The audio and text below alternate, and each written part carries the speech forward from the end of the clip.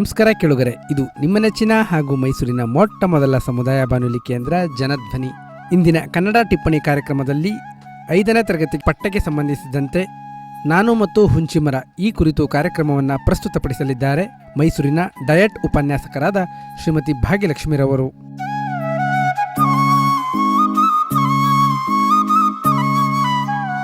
ಸಿರಿ ಕನ್ನಡ ಪ್ರಥಮ ಭಾಷೆಯ ಕನ್ನಡ ಪಠ್ಯಪುಸ್ತಕ 5ನೇ ತರಗತಿ ಗದ್ಯ ಭಾಗದ 6ನೇ ಪಾಠ ನಾನು ಮತ್ತು ಹುಂಚಿ ಮರದ ವಾಚನ.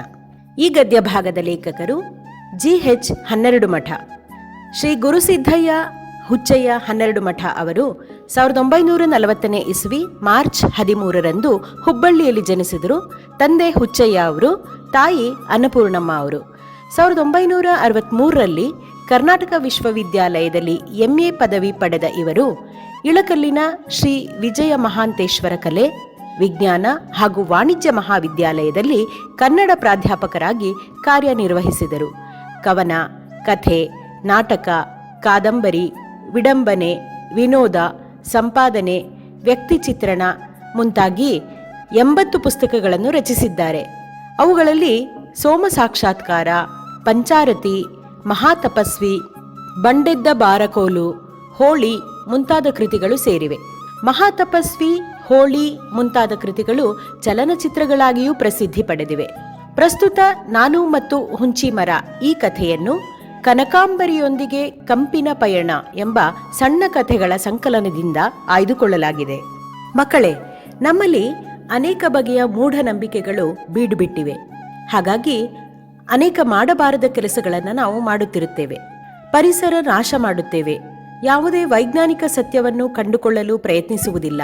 ಯಾರೋ ಹೇಳಿದ ಯಾವುದೋ ಮಾತಿಗೆ ಏನೋ ಅರ್ಥ ಕಲ್ಪಿಸುವ ಜನರಿಂದ ಎಂತೆಂಥ ಅನಾಹುತಗಳು ಆಗಿಬಿಡುತ್ತವೆ ಎಂಬುದನ್ನು ಕುರಿತು ಎಚ್ಚರಿಕೆ ನೀಡುವುದು ಈ ಪ್ರಸ್ತುತ ಪಾಠದ ಆಶಯವಾಗಿದೆ. ಬನ್ನಿ ಮಕ್ಕಳೇ, ಪಠ್ಯಪುಸ್ತಕವನ್ನು ತೆಗೆಯಿರಿ. ನೀವು ಕೂಡ ಈ ವಾಚನದೊಂದಿಗೆ ನಿಮ್ಮ ಪಠ್ಯಭಾಗವನ್ನು ಸ್ಪಷ್ಟವಾಗಿ ಓದುವುದನ್ನು ಅಭ್ಯಾಸ ಮಾಡಿಕೊಳ್ಳಿ. ನಾನು ದಾರಿಯಲ್ಲಿ ನಡೆದು ಹೋಗುತ್ತಿದ್ದೆ. ನನ್ನ ಬೂಟುಗಳು ಇದ್ದಕ್ಕಿದ್ದಂತೆ ನಿಂತು ಹೋದವು. ಮೆಲ್ಲನೆ ಕೆಳಗೆ ನೋಡಿದರೆ, ಆಹಾ, ಹುಂಚಿ ಹೂವು! ನೆಲದ ತುಂಬ ಹಳದಿಯ ಹುಂಚಿ ಹೂವುಗಳ ರಾಶಿ ರಾಶಿ. ಚಿಕ್ಕವನಿದ್ದಾಗ ನನಗೊಂದು ವಿಚಿತ್ರ ಹವ್ಯಾಸವಿತ್ತು. ಅದೆಂದರೆ ಹುಂಚಿ ಹೂವು ತಿನ್ನುವುದು. ಎಳೆಯ ಹಲ್ಲುಗಳಿಂದ ಹುಂಚಿ ಹೂವುಗಳನ್ನು ಬಕಬಕ ತಿನ್ನುವ ಬಕಪಕ್ಷಿ ನಾನಾಗಿದ್ದೆ. ಜುಮ್ಮೆಂದಾಗಲೇ ಹಲ್ಲು ಚಳಿತದ್ದು ಗೊತ್ತಾಗುತ್ತಿತ್ತು. ನನ್ನ ಬಾಯಲ್ಲಿ ನೀರೂರಿತು. ಮೆಲ್ಲನೆ ಬಗ್ಗಿ 5-6 ಹುಂಚಿ ಹೂವುಗಳನ್ನು ಆರಿಸಿಕೊಂಡು ತಿನ್ನುವಾಸೆ ಮೂಡಿತು. ಆದರೆ ನಾನೀಗ ಪುಟ್ಟ ಹುಡುಗನಲ್ಲ, ದೊಡ್ಡವ, ದೊಡ್ಡ ಪಗಾರದವ. ಪ್ಯಾಂಟು, ಬೂಟು ಇಂಥ ಕಾಲದಲ್ಲಿ ಅದೂ ರಸ್ತೆಯಲ್ಲಿ ನಿಂತು ನಾನು ಹುಂಚಿ ಹೂವು ಆರಿಸಿದರೆ ಜನ ಏನೆಂದಾರು? ಅದನ್ನು ಅಲ್ಲೇ ಬಿಟ್ಟೆ. ಬೂಟು ಖಟ್ ಖಟ್ ಊರುತ್ತಾ ಮುಂದೆ ಸಾಗಿಬಿಟ್ಟೆ. ಮುಂದೆ 1 ವಾರದ ಅನಂತರ ಅದೇ ಹುಣಸೆ ಮರದ ಕೆಳಗಿನಿಂದ ಹೋಗುವಾಗ ಸ್ವಲ್ಪ ಬಲಿತ ಎಳೆ ನಾಗರಕಾಯಿಗಳು ಕಂಡವು. ಕೆಲವು ಹುಡುಗರು ಹುಂಚಿ ಮರಕ್ಕೆ ಕಲ್ಲು ಎಸೆದು ನಾಗರಕಾಯಿ ಬೀಳಿಸಿ ತಿನ್ನುತ್ತಿದ್ದರು.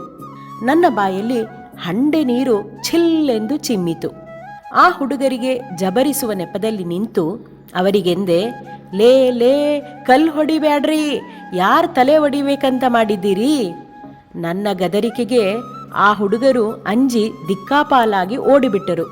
ಅಯ್ಯಯ್ಯೋ ಎಂದೆ.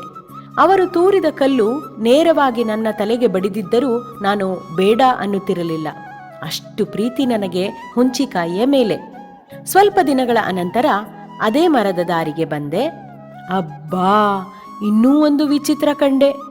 ಹುಂಚಿ ಗಿಡದ ಇಳಿಬಿದ್ದಿದ್ದ ಉದ್ದ ಟೊಂಗೆಗಳನ್ನು ಹಿಡಿದು ಕೆಲವು ಹುಡುಗಿಯರು ಜೋಕಾಲಿ ಜೀಕುತ್ತಿದ್ದರು. ಒಂದು ಕ್ಷಣ ನಿಂತೆ. ಹೌದು, ನಾನು ಚಿಕ್ಕವನಾಗಿದ್ದಾಗ ಹೀಗೆಯೇ ಜೋಕಾಲಿ ಜೀಕುತ್ತಿದ್ದೆ. 2-3 ವಾರ ದಾಟಿದವು. ಆ ಹುಂಚಿ ಮರದ ಬಳಿಗೆ ಬಂದಾಗ ಅಲ್ಲಿ ಹಬ್ಬದ ವಾತಾವರಣ. ಕಾರಣ ಡೋರೆ ಹುಣಸೆ. ಅಂದರೆ ಇತ್ತ ಕಾಯಿ ಹುಣಸೆಯೂ ಅಲ್ಲ, ಅತ್ತ ಹಣ್ಣು ಹುಣಸೆಯೂ ಅಲ್ಲ. ಇದರ ಮಧ್ಯದ ಹಂತದ ಹಳದಿ ಹಸಿರು ಬಣ್ಣದ ಡೋರೆ ಹುಣಸೆ ಹಣ್ಣು ಒಂದು ವಿಶಿಷ್ಟ ರುಚಿಯ ಹಣ್ಣು. ಈ ಹಣ್ಣಿನ ಅದ್ಭುತ ರುಚಿಯು ಆಪೂಸ್ ಮಾವಿನ ಹಣ್ಣಿನ ರುಚಿಗಿಂತ ಮೇಲು. ಮತ್ತೊಂದು ವಾರ ಕಳೆಯಿತು. ಆ ಹುಣಸೆ ಮರದ ಹತ್ತಿರ ಒಂದು ದುಂಡಾದ ಬಂಡೆಗಲ್ಲು ಇತ್ತು. ನಾನು ಸಂಜೆ ಗಾಳಿ ಸೇವಿಸುವ ನೆಪ ಮಾಡಿಕೊಂಡು ಅಲ್ಲಿ ಹೋಗಿ ಕುಳಿತೆ. ಅಲ್ಲಿ ಮರಕುಟಿಗನ ಹಕ್ಕಿ, ಕಾಗೆ, ಗುಬ್ಬಿ, ಮೈನಾ, ಟಿಟ್ಟಿಭ ಮುಂತಾದ ಪಕ್ಷಿಗಳು ಕಾಣಿಸಿಕೊಂಡವು. ಆ ಹಕ್ಕಿ ಮಿತ್ರರೊಂದಿಗೆ ಮಾತಾಡಿದೆ. ಅವೆಲ್ಲವೂ ಹುಣಸೆ ಮರದಲ್ಲಿ ಹಾಡಿ ನಲಿಯುತ್ತಿದ್ದವು. ಕತ್ತಲೆಯಾಗುತ್ತಾ ಬಂತು. ತಂಗಾಳಿ ಬೀಸಿತು. ಅಲ್ಲಿಂದ ಎದ್ದೆ. ಹುರಿದ ಹುಂಚಿಕಪ್ಪ ಕುಟುಂ ಎಂದು ತಿಂದದ್ದು ನೆನಪಾಯಿತು. ಹುಂಚಿ ಹಣ್ಣಿನ ಜೊತೆಗೆ ಉಪ್ಪು, ಜೀರಿಗೆ, ಬೆಲ್ಲ ಬೆರೆಸಿ ಕುಟ್ಟಿ ಉಂಡೆ ಮಾಡಿ ಕಡ್ಡಿಗೆ ಸಿಕ್ಕಿಸಿ ಜುರು ಜುರು ಚೀಪಿದ ನೆನಪು ಮರುಕಳಿಸಿತು. ಹೀಗೆ ಹುಂಚಿ ಮರದೊಂದಿಗಿನ ನನ್ನ ಸಂಬಂಧ ಎಂದೆಂದಿಗೂ ಮರೆಯಲಾರದ್ದು. ಮತ್ತೆ ಹಲವಾರು ವಾರಗಳು ಕಳೆದ ಮೇಲೆ ನಾನು ಅದೇ ದಾರಿಯಲ್ಲಿ ಹೊರಟಿದ್ದೆ. ಆ ದೊಡ್ಡ ಹುಣಸೆ ಮರವಿದ್ದ ಸ್ಥಳಕ್ಕೆ ನಾನು ಬಂದಾಗ ಸುತ್ತಲೂ ನೋಡಿದೆ. ಆ ಮರವೇ ಕಾಣೆಯಾಗಿತ್ತು. ಆ ಮರದ ಸಾವಿರಾರು ಟೊಂಗೆಗಳ ಜಾಗದಲ್ಲಿ ಬರಿಯ ಬೋಳು ಮುಗಿಲು ಮಾತ್ರ ಕಾಣಿಸುತ್ತಿತ್ತು. ಎದೆ ಜೋರಾಗಿ ಬಡಿದುಕೊಂಡಿತ್ತು.